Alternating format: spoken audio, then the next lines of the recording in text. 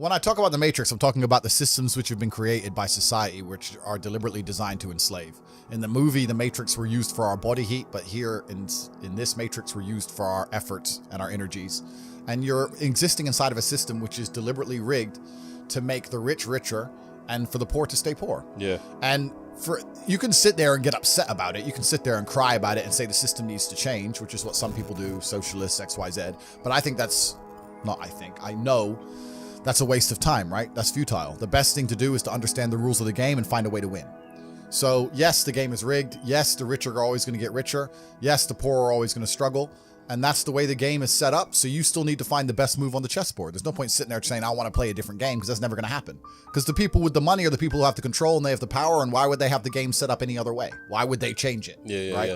It's also the basic of economics. I think a lot of people don't understand the true basics of economics. And the basics of economics state that even giving money to the poor, it ends up back in the hands of the rich. There's no way to stop the rich getting richer. I've already explained this before, but I remember during COVID when they did the stimulus checks and they passed out all this free money to everyone, $1,000.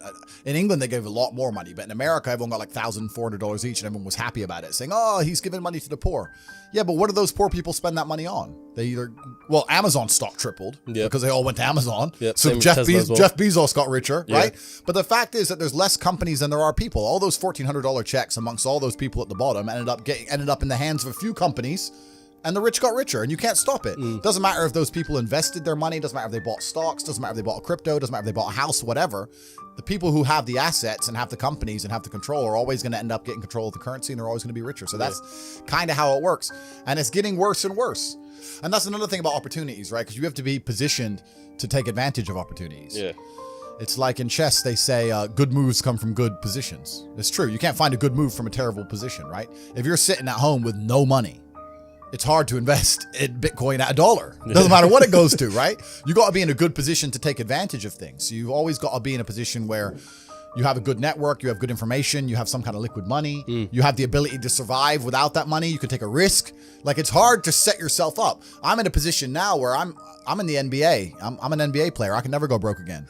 So it doesn't matter, right? Once you're in the NBA, I can throw $1 million at something. It doesn't matter if it works or not. So for me, it doesn't make a difference. And that's why it's so much easier. They always say the first million is the hardest, and they're completely right. Once you get to a certain point, you can gamble to a degree, right? I always knew that the Matrix existed, and I always knew that the traditional systems and From what age did you know? Say again? From what age did you know? I always knew. Okay. I just knew. Even when I was going to school and they're sitting there going, you're not going to get a good job if you don't get good grades. I was the one sitting there going, you're a liar. Shut up. I just knew the teacher was lying. I knew school was bullshit. I knew college was bullshit. I knew university was a lie. I always knew it was a trick and a con. I didn't truly understand things to the level I understand them now. But I had an intrinsic understanding, and I think everybody does. If you're in a gas station and it's 3 a.m. and a Lambo pulls up and a guy gets out of it, you're thinking criminal, drug dealer, gangster. You're not thinking, he has a uni degree. Because you're not going to think that. So when you see money, people don't even associate the money they see with university. But then they go, I want to make money, so I'm going to university. It doesn't make sense. It doesn't make sense at all. So I think everybody knows that the system and the path they lay out for you is not a path that's going to lead to where you want to be. And I didn't know what the other path was, but that intrinsic distrust for the system and that distrust for the things they wanted me to do made me search for other avenues. And then I found them, right? And if you speak to the people who are richest, if you speak to the people you know, this is for everyone at home as well, if you speak to the people you know who have the most money and go up to them and say, hey, what made you rich? None of them say school. Do any of them say school made me rich? I got an A in GCSE. Like, who gives a shit? It's bullshit, right? So it's all indoctrination. So I knew it was indoctrination, and for that reason, I was always searching. And if you're searching, you're going to find. Yeah. So the problem is, as well, it's difficult because the way that humans work and the way that we've evolved as a species is that we don't really learn lessons unless they're learned the hard way. Yeah. I believe that unless a lesson is taught the hard way, you're not going to learn it. You can have so many near misses and people won't learn their lesson. Bro, you must know a guy who goes out there, nearly crashes his car, doesn't slow his ass down till he wrecks it. Yeah. Like, this is how people are, right? So you need that pain for the lesson to sting enough to really genuinely go inside of your mind. And it's the same with everything. It's the same with driving a car or business.